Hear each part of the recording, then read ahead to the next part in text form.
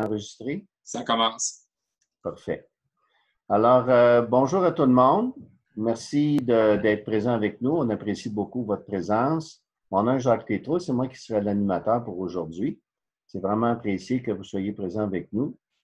Alors, ce matin, vous allez être témoin du dévoilement d'un projet qui a pris près d'un an à se réaliser. Alors, ça a nécessité des centaines d'heures de bénévolat de la part de notre équipe de citoyennes et citoyens engagés. Aucun bénéfice monétaire ne sera versé au concepteur du guide. Tout l'argent amassé sera pour une réimpression ultérieure. Afin d'être le plus efficace possible, là, on a commencé déjà, je vous demanderai de garder vos microphones en sourdine. Vous n'avez qu'à cliquer sur l'icône micro au bas de votre écran à gauche pour ce faire. Une période de questions est prévue suite aux présentations. Vous pourrez alors remettre votre micro en fonction afin qu'évidemment on puisse vous entendre. On enregistre actuellement la conférence de presse à des fins de rediffusion ultérieure, soit pour des journalistes ou pour des émissions de télévision. Si vous désirez recevoir une copie de l'enregistrement de la conférence de presse et que votre adresse courriel diffère de celle à laquelle nous vous avons convoqué, il faudrait nous laisser vos coordonnées dans le chat au nom de Bruno Dotunk. Sans plus attendre, je vous présente dans l'ordre de présentation les personnes qui prendront la parole ce matin.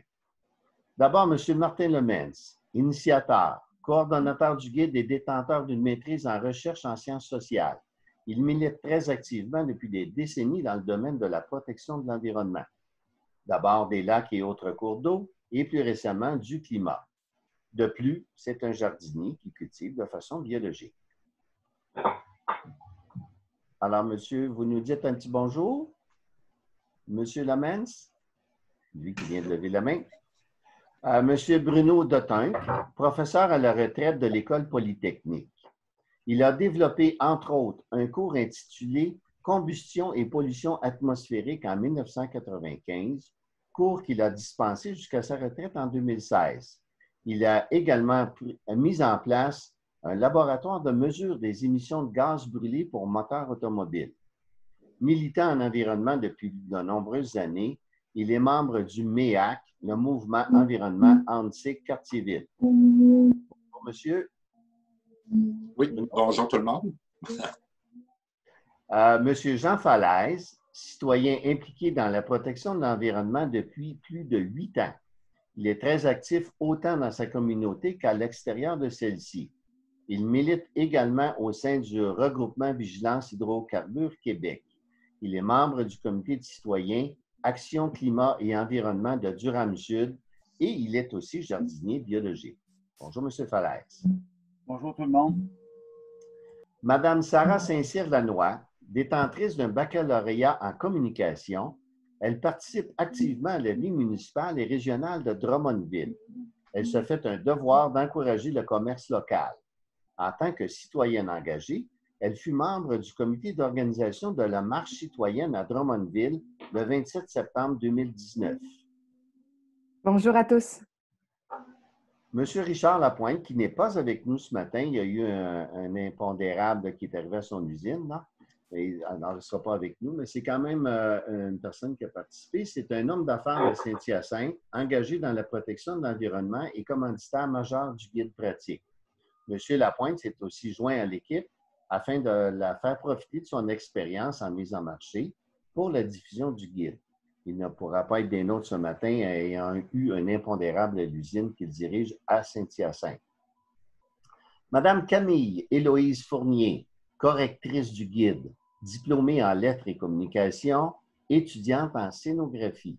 La protection de l'environnement et la promotion de la culture sont les deux enjeux qui tiennent à cœur à cette jeune étudiante engagée. Bonjour tout le monde. Et M. Patrick Bonin, responsable de la campagne climat-énergie de Greenpeace.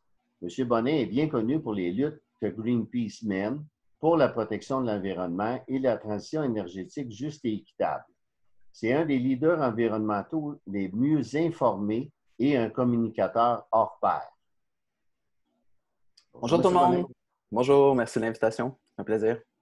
Sur ce, je cède la parole à M. Martin Lemens. Merci beaucoup, Jacques. En passant, c'est beaucoup plus que quelques centaines d'heures. C'est peut-être de 2 à 3 000 heures qui ont été mises bénévolement sur ce guide.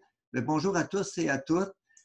En octobre 2018, la décision de créer un tel guide s'adressant tant aux ados qu'aux adultes nous est apparue comme une nécessité. Alors qu'au Québec, on commençait à parler un peu plus de changement climatique, aucun document grand public n'existait pour expliquer ce phénomène, ses causes, ce qui s'en vient, en quoi beaucoup de nos gestes, de nos choix influencent celui-ci, et surtout, comment très concrètement nous pouvons diminuer notre impact. En juin 2020, nous offrons un tel guide. Il aborde toutes les facettes de notre vie, déplacement, alimentation, tourisme, logement, loisirs et consommation. Les émissions de gaz à effet de serre continuent à augmenter à une vitesse effarante.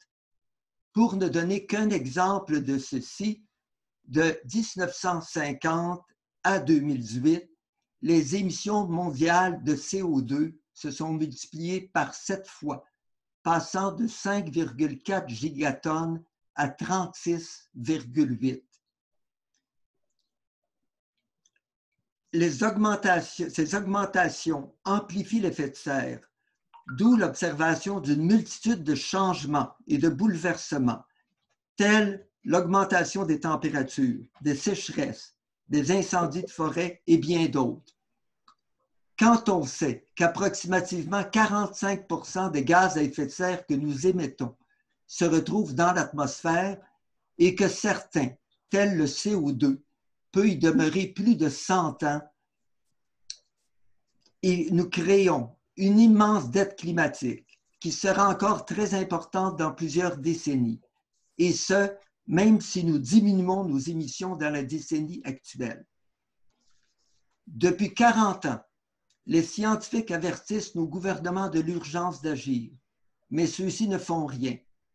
La transition énergétique est à peine amorcée, tant au Québec qu'au Canada. Pour un pas en avant, on en fait un en arrière.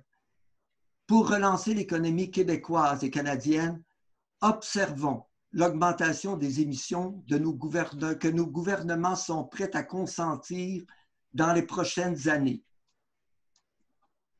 Par inconscience, égoïsme, laisser-faire, notre société trahit les jeunes ainsi que les générations futures. Chaque Québécois émet actuellement en moyenne de 13 à 14 tonnes de gaz à effet de serre, alors qu'un enfant né en 2020 n'aura au cours de sa vie qu'un budget d'émission de 2 tonnes annuellement. À toi, Bruno. Merci, Martin. Une première question, pourquoi une version papier et non pas une version électronique du guide? Une version électronique est certainement intéressante, mais risque fort probablement de se retrouver enfoui dans le labyrinthe numérique de l'ordinateur.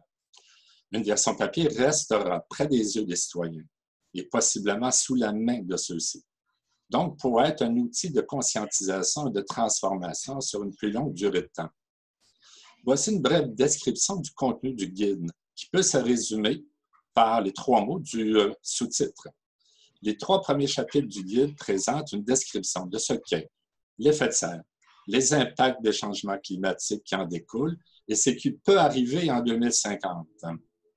Puis, les chapitres qui suivent abordent chacun un aspect de la vie, que ce soit l'habitation, le transport individuel ou collectif, l'alimentation et autres, en décrivant pour chaque aspect l'impact environnemental de nos choix de vie, principalement en termes d'émissions de gaz à effet de serre.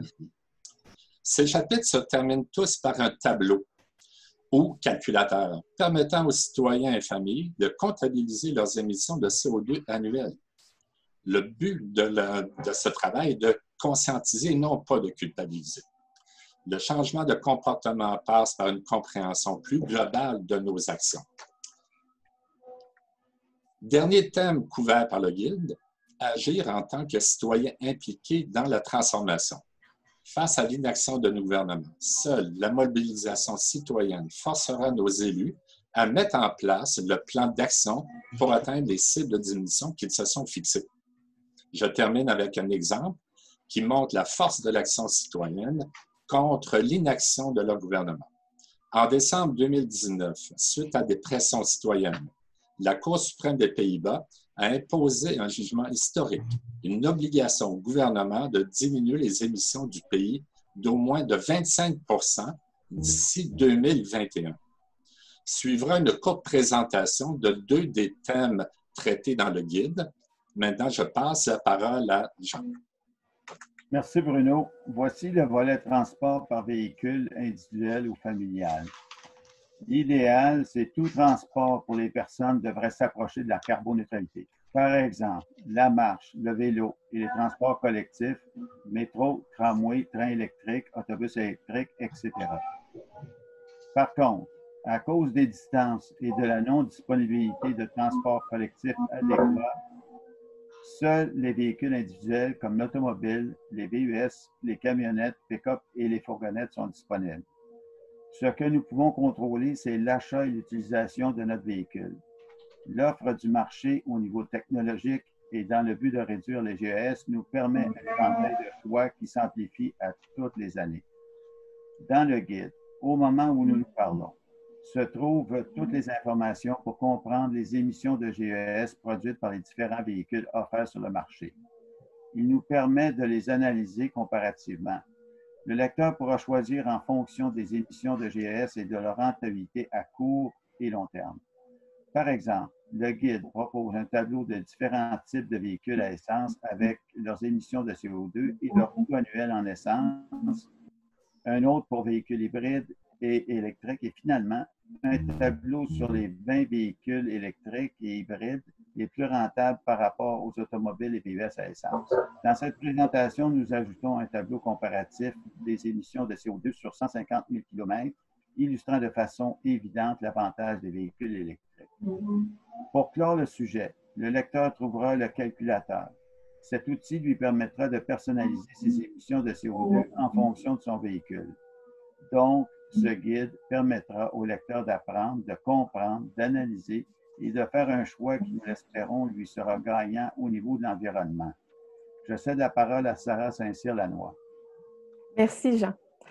Comme vous le savez, notre alimentation a de gros impacts sur nos émissions de GES, que ce soit dû au type d'agriculture, intensive ou à échelle humaine, à la provenance des aliments et du gaspillage qu'on en fait. Il faut également revoir le type d'aliments qu'on consomme.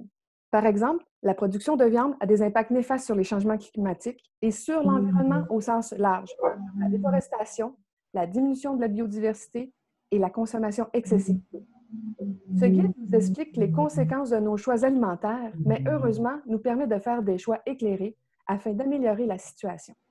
À l'aide du calculateur, vous pourrez analyser où vous en êtes en termes de vos émissions de GES liées à votre alimentation et déterminer où vous pouvez faire des changements. Pour certains, ce sera peut-être de remplacer quelques repas de viande par semaine par du tofu. Pour d'autres, ce sera d'opter pour une alimentation bio et locale. Et pour d'autres, enfin, ce sera le cumul des deux. L'alimentation locale est un élément clé vers une réduction des GES. Le transport de marchandises est l'un des éléments qui contribue le plus au réchauffement climatique. En éliminant les longs circuits de distribution, nous améliorons non seulement notre empreinte carbone, mais nous soutenons nos agriculteurs et l'économie locale. En mangeant local et de saison, nous optons pour de meilleurs choix alimentaires pour notre santé et nous contribuons également à notre autonomie alimentaire. Car on le sait, une tomate de champ bio est bien meilleure qu'une tomate de serre du Mexique qui finit de mûrir dans un camion. À toi, Camille. Merci, Sarah. Maintenant, nous avons un guide adressé aux citoyens et citoyennes, mais comment allons-nous leur faire parvenir, leur distribuer? En ce qui concerne l'achat, nous avons plusieurs points de vente. Nous faisons d'abord affaire avec notre généreux commanditaire Richard Lapointe, qui ne peut être présent, qui, au sein de leur site internet bleu.eco, donc Bleu Éco, feront la vente du guide à un prix de 5,95 plus taxe la copie. Nous avons ensuite comme point de vente en commerce la succursale mère de Bureau Pro Citation à Victoriaville, la librairie L'Alphabet à Rimouski et 2 succursales de l'Écolo Boutique, une à Sherbrooke et une à Rock Forest. Finalement, pour les ventes aux regroupements, comités et associations, étudiants ou non, une option de commande avec prix promotionnel est disponible en me contactant à l'adresse martindlemens@gmail.com affichée à l'écran. Notre équipe a également pris l'initiative de payer une plantation d'arbres au nom de chaque étudiant achetant notre guide. Il s'agit d'une collaboration avec arbre au pluriel.eco, donc Arbre Éco, organisme dont la mission est de planter des arbres au profit de l'environnement et des OBNL qui en font la plantation. Nous comptons également effectuer d'autres ententes de points de vente en commerce et la mise à jour de ceux-ci se fera sur nos 2 réseaux d'information principaux, notre page Facebook et le site Internet du RVHQ.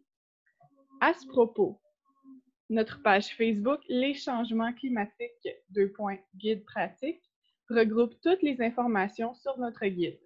Cela comprend entre autres comment se procurer notre guide, nos liens web et les coordonnées pour nous contacter. Nous avons une autre présence sur Internet avec le site du RVHQ, un organisme de mobilisation citoyenne à la mission similaire à la nôtre. Sur ce site se trouvent de plus amples informations sur la création du guide, les sources références sur lesquelles le guide se base, en plus d'être maintenu à jour sur l'actualité entourant ce dernier. Merci et je retourne la parole à Jacques. Merci beaucoup, Camille. Alors, vous avez eu la présentation des gens qui ont contribué à l'écriture du guide. Je cède maintenant la parole à M. Patrick Bonnet. Bonjour à tous, en fait, et à toutes. Peut-être dans un premier temps, rappeler à quel point c'est un plaisir, un honneur d'être ici aujourd'hui, entre autres parce que ça fait plusieurs années que qu'on travaille Greenpeace avec le RVHQ. Plusieurs grandes victoires au Québec en environnement sont dues au travail de fond des militants, militantes du RVHQ, entre autres, évidemment, le moratoire pas tout à fait parfait et complet sur les gaz de schiste, mais ce fut une victoire énorme. Je pense également à EnergiS, Anticosti, qui est des victoires dans lesquelles le RVHQ a été central et continue d'être central dans le mouvement citoyen, le mouvement environnemental également. Et ce que je veux dire, c'est que ce qui se passe aujourd'hui, pour moi, c'est dans la continuité du travail de fond du RVHQ, travail d'éducation également, travail de mobilisation, oui, mais de sensibilisation, de s'assurer d'outiller les gens pour qu'ils puissent agir, pour qu'ils puissent changer justement le cours des choses et où s'en va la société québécoise et canadienne.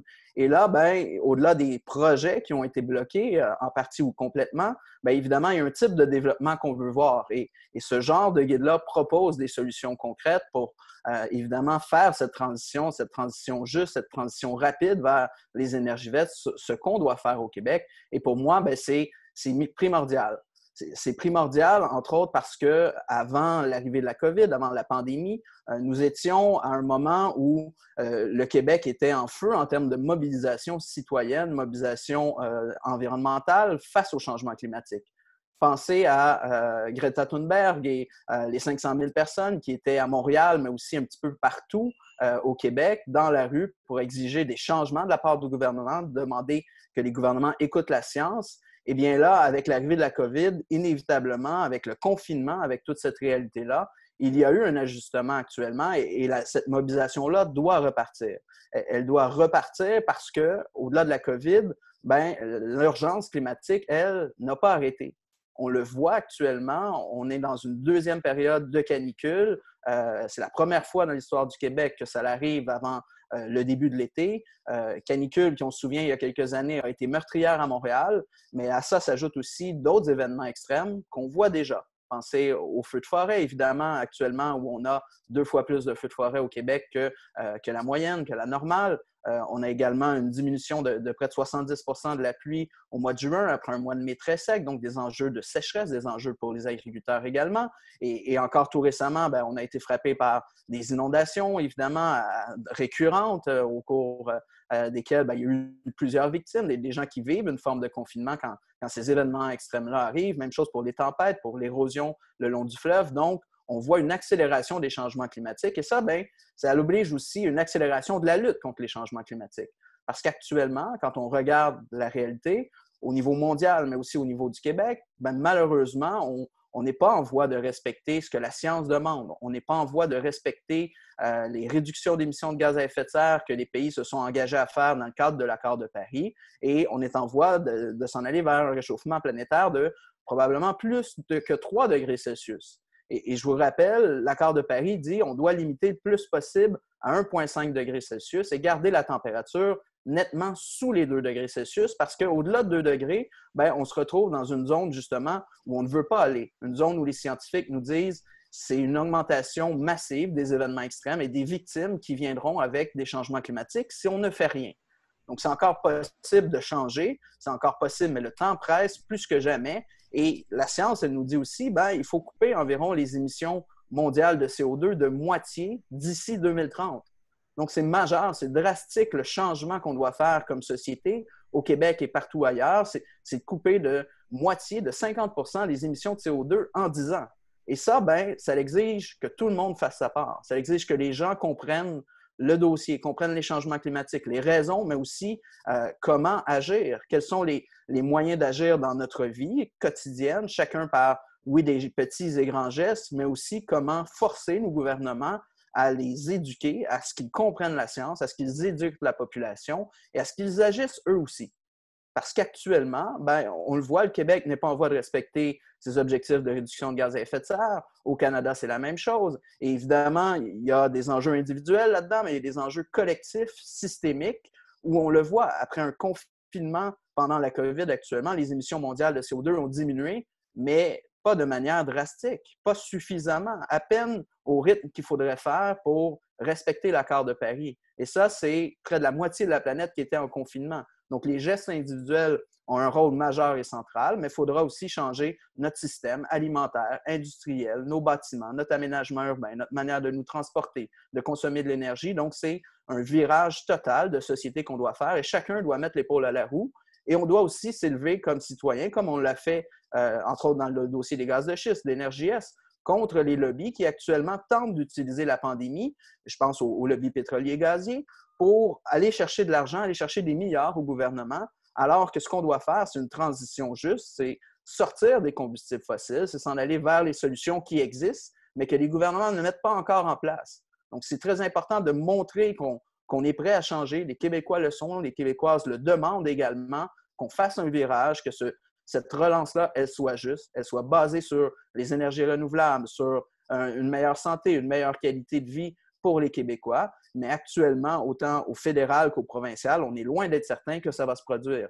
Donc, ce genre de guide-là, pour nous, c'est essentiel pour accélérer ce que les Québécois, Québécoises veulent déjà faire, cette transition-là, ce virage, les outiller concrètement avec un niveau de discours qui parle aux citoyens, qui vient de citoyens et de citoyennes qui ont pris du temps de manière volontaire. Et c'est admirable encore, après toutes ces années, de voir les gens non seulement se mobiliser, mais travailler le fond, travailler à ce que les gens participent à un changement fondamental dans la société. Et ça prend du temps, ça prend des outils comme on a actuellement. Et j'espère que autant les municipalités, les organisations environnementales, les organisations citoyennes, les commissions scolaires, les écoles, les institutions d'enseignement, les endroits d'éducation formelle, informelle, parascolaire, sauront se servir de ce guide-là pour qu'il soit le plus répandu possible parce qu'on le sait que c'est encore possible d'éviter le pire, c'est encore possible de faire un virage rapide comme la science nous demande de le faire, mais on commence clairement à manquer de temps, entre autres en raison des gouvernements qui tardent, encore une fois, à respecter leurs engagements, qui plient souvent devant les lobbies. Et maintenant, ce qu'on doit voir, c'est une émergence du lobby citoyen, des gens qui se mobilisent, qui montrent qu'ils sont capables de changer dans leur vie de tous les jours, leurs actions, mais également aussi mettre de la pression, éduquer leurs élus, parce qu'ensemble, oui, on peut y arriver, mais on a également besoin de s'assurer que nos gouvernements travaillent pour nous, travaillent avec nous et ne sont pas en train justement de servir le lobby pétrolier, alors qu'actuellement, ce qui est important pour les gens, c'est la santé, c'est l'environnement. On le voit avec la COVID. Donc, il faut des changements fondamentaux dans lesquels les citoyens doivent mettre l'épaule à la roue et exiger aussi de la part de leurs élus et faire des revendications, faire des représentations dans leur municipalité au niveau provincial, au niveau fédéral pour s'assurer qu'on fasse une relance en cette COVID-là, mais qu'elle soit le type de relance et d'économie qu'on veut voir, que la science demande qui arrive, que l'ONU demande qu'on fasse, que même le Fonds monétaire international et les grands économistes de ce monde demandent, c'est que ce soit une transition juste, une transition verte, une transition vers les solutions d'avenir et que ces milliards-là aillent à la bonne place et que chacun, on soit accompagné et aidé par les gouvernements à faire cette transition-là, au-delà du fait qu'on doit évidemment s'éduquer et travailler.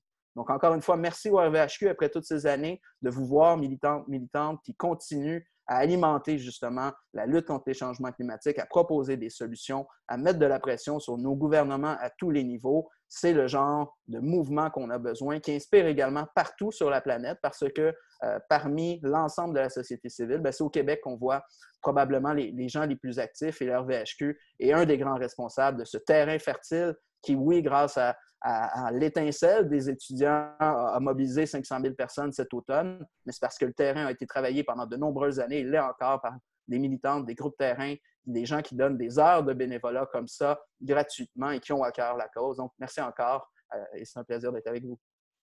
Merci beaucoup, M. Bonnet. C'est très apprécié. Je crois que vous avez bien cerné le guide en question. Peut-être juste une précision, les gens qui font partie de l'équipe de rédaction ne sont pas tous des membres du RVHQ, mais ils sont tous des sympathisants quand même. Alors, nous sommes rendus à la période de questions. S'il y a des journalistes à l'écoute qui veulent poser une question,